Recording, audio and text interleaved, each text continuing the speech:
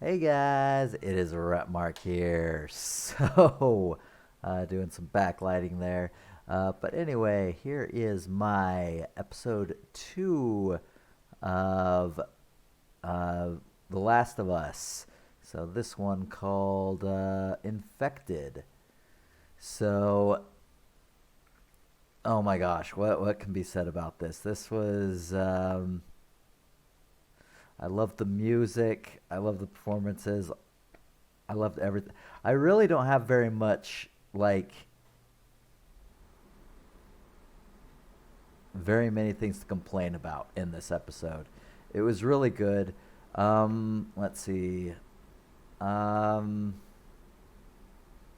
if I were to find a complaint, it does in certain respects feel rushed, especially considering that we're only getting how many episodes? 9 episodes, and after that, that's the end of the game.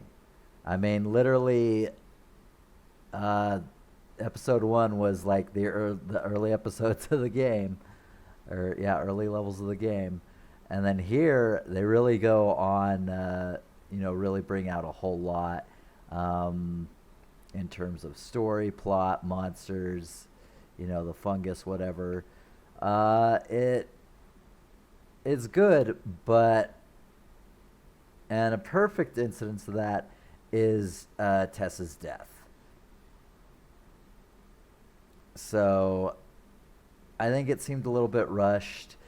I mean, as someone who's seen and played the game, I get it. But the problem is if you haven't, it's more implied. Uh, you don't really get enough time to actually show, what she's all about, what she believes in, all that, which is redemption essentially. Um, so yeah, but I mean that is literally one thing, and it's kind of a personal preference, and a nitpick for sure. But I don't think it loses any points over it because everything was just so well done. I'm just gonna say that this is a like yeah, 10 out of 10 for me. This is really good. This is insanely good, and I am loving it through and through, all out. Um, so yeah, just gonna get right into it. So here we go. Um, this starts in Jakarta with a mycologist, um, who essentially how the whole thing starts. It starts in a grain factory, which is perfect, because what is grain? It is organic matter, dead organic matter. What does fungus do? It breaks down dead organic matter. So it literally is like the greatest place for a fungus to sort of get. They base it around cordyceps, which is the fungus that infects ants. They kind of go into zombie mode, but it doesn't kill them. Then they go up into the trees, into the sunlight. The thing grows out of their head and their abdomen, and then explodes, and then they fall, and that's that. um, so yeah, but I mean, it shows, you know, the first sort of infected person. This is a person who had attacked some coworkers. They shot her in the head, um, and so where the bite mark is, the mycologist, scalpels, puts it. You see the fungus in there. There's no blood, or very little blood. I don't remember if there's no blood or very little blood, but yeah. And then opens the mouth, goes in, and there's these little like tendrils.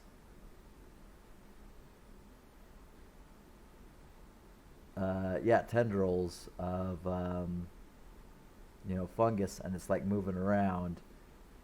she gets out of there, and they're just how many people are missing.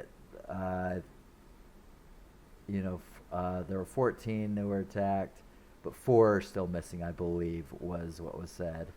Um, and what can we do? She's just like, bomb the city, just kill everybody. There's nothing you can do. And yeah, I mean, just the expression on her face, like this is something that is never really done in the game. This is kind of a separate build out from the game. In the game, you have it's spores. You have to put on your gas mask or stay away from like spots where spores are prevalent. Um, but yeah, I mean, it kind of works for the game, and I'm glad they didn't do it for this one. So in this one, because the thing is, if they did the spores, you'd have to wear the masks all the time. You wouldn't be able to see these beautiful performances from Bella, from Pedro, and it just wouldn't it wouldn't have the same effect. So I'm glad they made that change with here, and it kind of makes like spores are a thing, and that is how mushrooms do essentially breed, for lack of a better word, reproduce, whatever. Um, it wouldn't work in real life because once like it's airborne, it infected a lot of the world, but I mean once it's like it's everywhere. So you'd always have to, anytime you're outside, you'd have to wear your mask, stuff like that. It's so I get that change, and I do like it because now it's more like it's interconnected, which you know while the spore thing is a real thing, it kind of wouldn't kind of work for a show, for a TV show. Whereas establishing that everything is like connected, like how one of the largest organisms in this world is like a huge piece of fungus that's miles, covers square miles literally. I don't know how much, but yeah, I mean it still makes sense. Like it can tell, and having it like it can tell like if you touch it somewhere, but it's not explained like how much does it cover, how far deep into of the to the earth does it go. I'm kind of okay with that. I don't need a whole lot of exposition explaining it and like how to make it real. I mean, I don't mind a few things here and there. In fact, I love the new stuff that they've added. In terms of like say the whole Jakarta scene of how they're kind of explaining it. But I think they should walk away from that and just sort of accept it. Anything else known kind of like we know everything, most things. So I think there might be one more like in depth one. Um, but yeah, so far two from what I've seen. Um,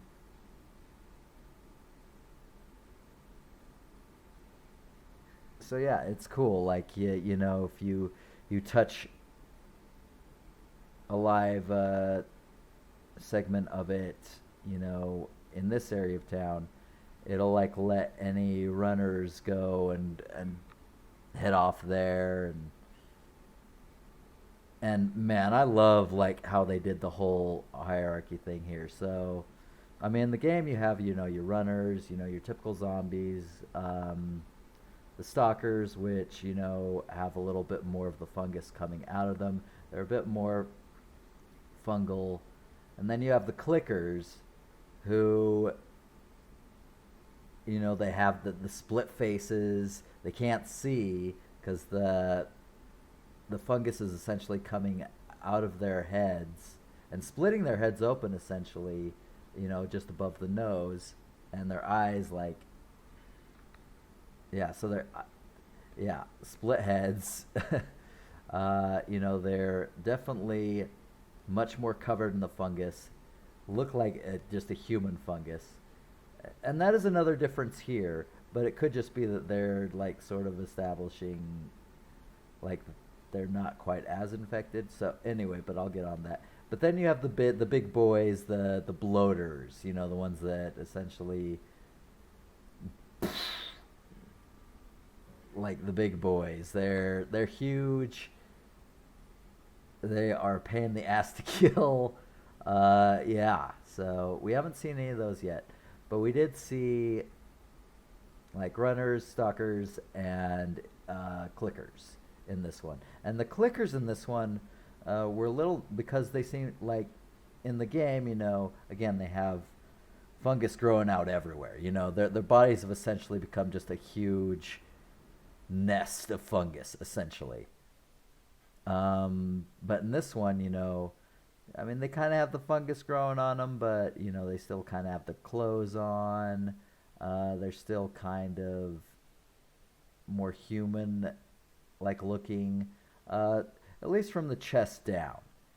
From the chest up, they look freaking great. Like it looks amazing, spot on, and it's a combination of prosthetics and practical effects, and you can see that in some of the scenes, and CGI in some of them, which I think the CGI is actually really good. I actually really enjoyed it because it didn't look hokey. It didn't look forced. It didn't look, like it didn't belong. Um, I thought it was great how they did the clickers in this one. In spite of the fact that, they had their clothes on, a little less fungus on their bodies, a little more human like, but it still works. So, anyway, like again, we go into the performances, and again, like after the whole Jakarta scene, you start off with, after they've found out she's being held at gunpoint, and it's just like, why were they escorting her? Joel and Tess, and she's just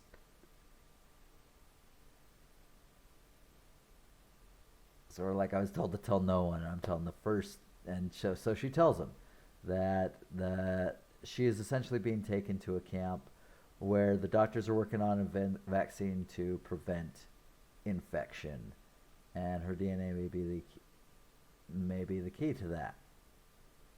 So, if this show holds true and respects the subject matter, that's not the case at all. they're they're literally going to chop her into pieces for their own immunity, and that's it. Um, and I hope they stick with that, because I like the gray areas. Don't establish anything as absolutely good or bad. At the end of the day, these are people in a catastrophe in a hard place. You know, there should there should be growth, but at the same time, people are people. They do dumb things. It's like I said in my first review, my first episode review. You know, Fedra. It's just like, yeah, they are fascists. Very reminiscent of that. Very arbitrary. Very black and white. But at the same time, you get it. Again, this is a pandemic, one that is like it can go through the air, but I mean it's not really promoted on this show as such. But I mean it is a massive worldwide, fungal infection. And yeah,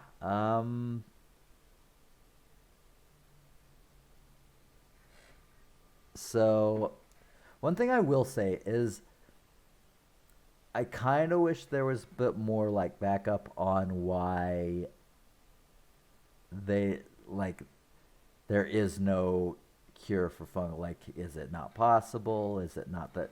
Like, what is the actual reason for this? Because I mean, in real life, you can stop fungal infections, um, or at least change the conditions in your body to like prevent a fungal growth. Like athlete's foot, whatever. Um, so I'd like a little more explanation on that. But that's just me personally. Again, I'm not taking any points off for it. It's just something that I would like to further be elaborated on, like why it hasn't been a thing, why there's. But yeah, anyway. So yeah, again, I hope they keep the whole thing.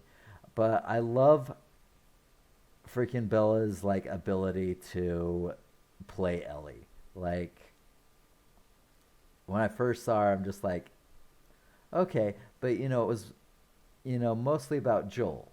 Um, but the few I said, I was just like, you know what, I'm willing to accept this. This seems good. She may not look the part, but she definitely acts the part, and she does it well. This one, I'm just like, you know what, this is Ellie. This is Ellie. So I'm happy with it. I have no complaints. I have absolutely no complaints with her at this point. She's done an amazing job. So is Pedro. So and so is Anna. The woman playing Tess. They're all doing an amazing job, and I can't praise it enough. I think it's just amazing. I mean, she has the same sense of humor. She has the attitude. She constantly she wants to help. They're like she keeps asking for a gun or can I help, and they're just like no, no, no.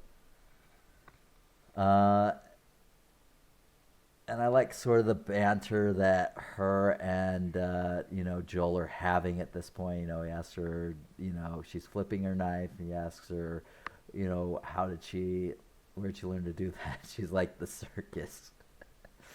So, yeah, bit of a two, bit of an ass, but it's Ellie. That's Ellie. So I'm not complaining about this. Yeah, so Joel wants to return, but Tess is just like, and this is where you kind of see the whole thing. Like, she wants redemption. She has done a lot of crappy stuff. This is looks to be a real thing, the real deal. So she wants to see it through to the end, and that's awesome. And she does. Like, if you've played the game, you know it's coming. But I'll get to it in a second. So as they make their way there. Um, so in the hotel that they're in, she looks down. Great sight of the city. A lot of like runners and stalkers, I guess, just laying there, and the sun hits them, and they like kind of move. It's really cool.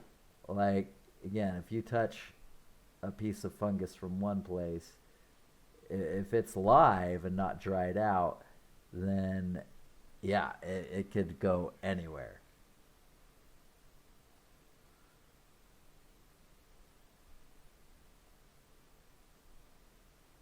So anyway, they're blocking the route that they wanted to use. So, but yeah, again, Joel and Ellie are starting to talk at this point. She does ask a legit question. How long do infected last? And Joel, he does answer. So we're starting to get a tiny bit of what we know is going to come at the end of the game. Um, they last about 2 months, a month or two, but some have lasted 20 years. So since the infection started, so yeah, kind of crazy.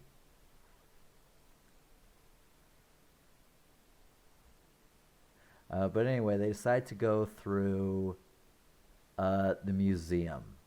Uh, and there is some fungus at the door. It is all dried up. Not really explained, but that's fine. Um,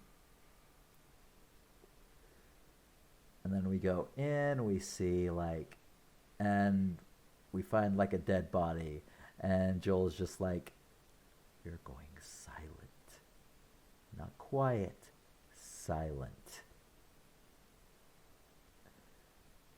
And then they go upstairs. There's more dead bodies. With fungus coming out of them.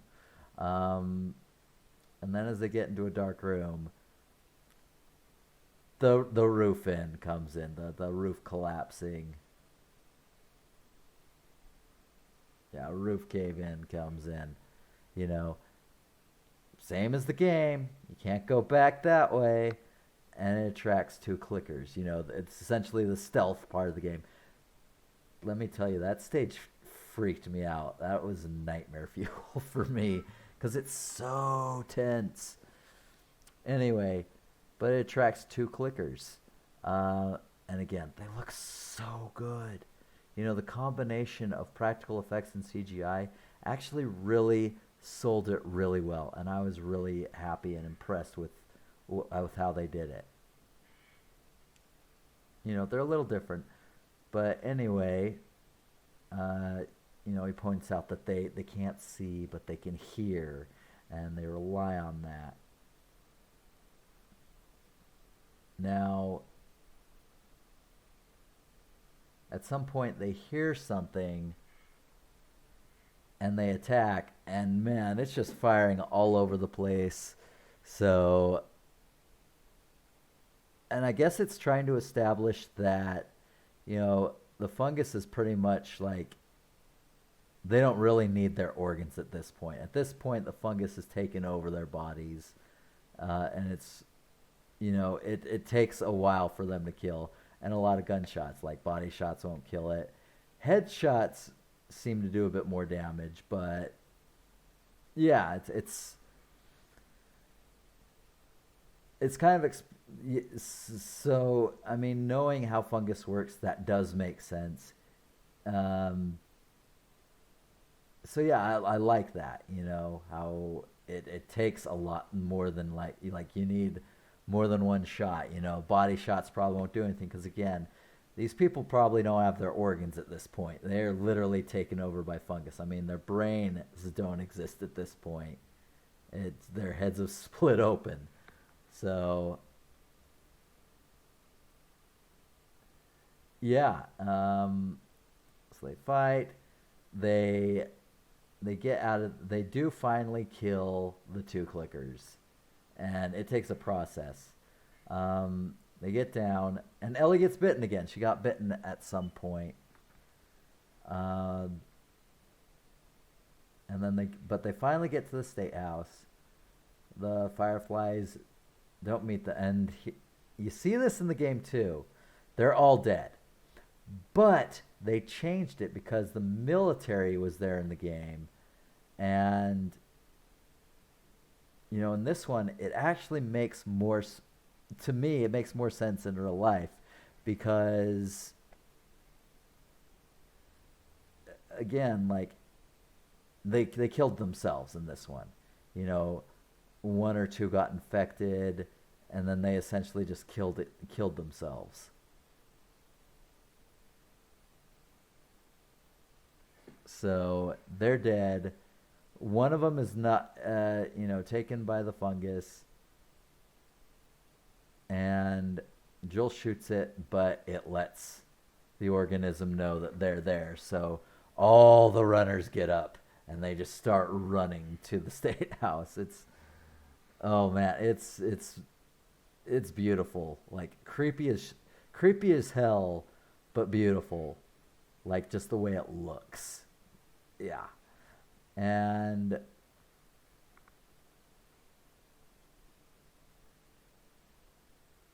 Jill wants to go home,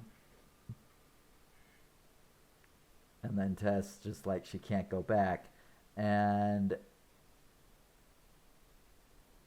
Ellie is just like, "Holy shit, you're infected!" And she pulls down her shirt to show a bite mark on her neck, whereas Ellie's mark is healed, and she's immune. And like again, Joel wants to go back.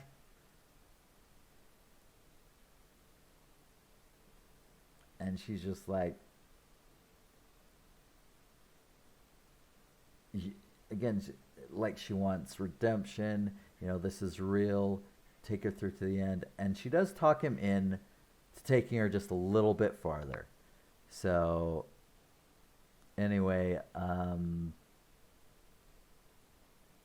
he shoots the infected firefly, and all the runners come after them, and Tess tells Joel to take her, to the smugglers Bill and Frank, which in the game we met, I believe it was Bill as a corpse, and then the letter, which was, sad. And I've seen the third episode, so I'm not going to go on that. But anyway, to go to Bill and Frank, they'll be able to help. She covers the room with gasoline, so yes, there's that. And then grenades, they leave. So the Horde comes in, an infected man comes at her, and the infamous kiss scene, and there were people who were kind of bothered by that. I'm just like, this makes sense. Like, why are they violent? They don't need to be. They're violent because we resist. They literally are trying to just spread it. If you look at most of them, they're not eating people. They are literally tearing their flesh open so that they can put the fungus in their bodies. So it does make sense. Like, it's not something I'd want them to be like, make a regular thing in the series. But I mean, for the purpose of, Tessa's end and, how fungus works, I think it works. It is something you're not used to. It is a little strange, but it does make sense when it comes to evolution. Fungus is like, it's like any other living thing. It wants to live. It wants to survive. Like, it wants to eat. It needs to get rid of waste, but it also needs to reproduce. It needs to spread. Like, that is life. So it does make sense, and people complain about it or nitpicking. I mean, I think it's unique. I think it's different, and I liked it, So that's where I thought on this. So anyway, as he's converting her, getting the little tendrils, I forget what they're called, into her and essentially converting her, she finally lights the lighter. She had trouble like getting it to light. She lights it, explodes a good deal of them, and gives Joe and Ellie the time to escape. So it explodes, and then Joel walks away, and that's where we end. So yeah, honestly, this one for me gets a 10 out of 10. It was amazing, and I absolutely loved it, and I can't wait to talk about episode 3. So stay tuned for that. Anyway, that is it for this episode. 10 out of 10. Loving this show. Love this episode. I hope you all enjoyed, and I will see you guys next time. See ya.